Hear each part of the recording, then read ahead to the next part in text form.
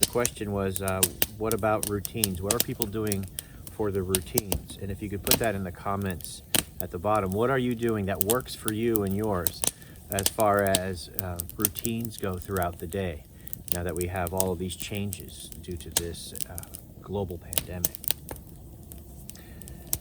And so I'll start with the premise that your routines are solely going to work or fail based on their components, and their components are people.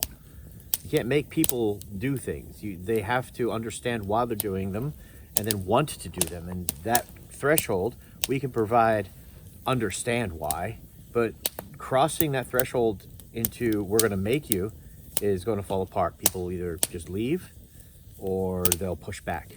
So when you're working with your community to develop systems, make sure you develop systems that when they're in place are going to be used or utilized.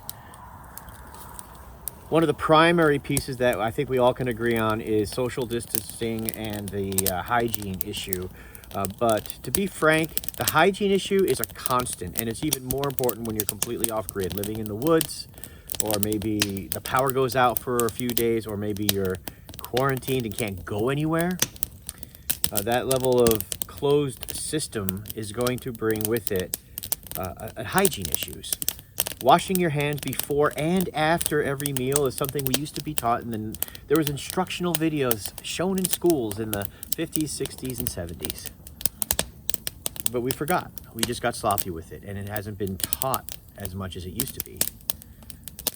So reclaiming that standard, that cultural standard of cleanliness, then adding to it, we put hand wash stations at every choke point or major exit and entrance area. We also leave the doors of our outbuildings propped open so you're not always reaching for a hand hold or a handle or whatever for your your hand to become a vector or to pick up viruses from other people. Simple habits like using your elbow to open a door.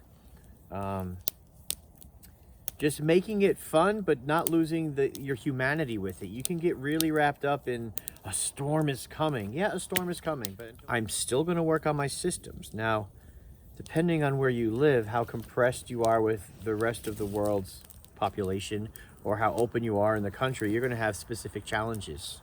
So keep these things in mind.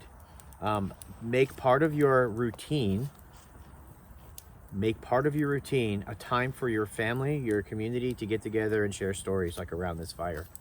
I know, social distancing. Okay, sit across from each other. Make a big ring around a small fire.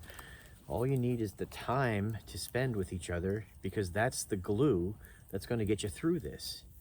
And if you start wearing away at that glue by getting all bunched up, you're going to alienate the people that not only depend on you the most, that you depend on the most, but that care about you and you care about the most. It's kind of self-defeating, really. So take a deep breath, look at your landscape, note what needs to be addressed, tend to it in a peaceful fashion. You're sculpting something here. You're sculpting an outcome that makes us all better for what we endured. So be mindful that there are things unfolding, that these things have unfolded in other countries, and they're 2-3 weeks ahead of us in a sequencing of events. Learn how to read those events. Contact people via email, Skype, whatever, to see what's going on in their neck of the woods live, and adjust before those things hit in your neighborhood.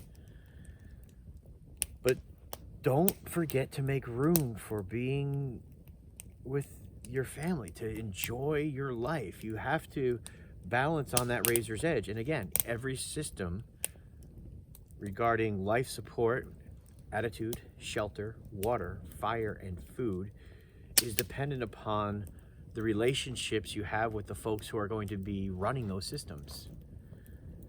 So hang out around the campfire, right? Have fun with it. That's all I got to say about that.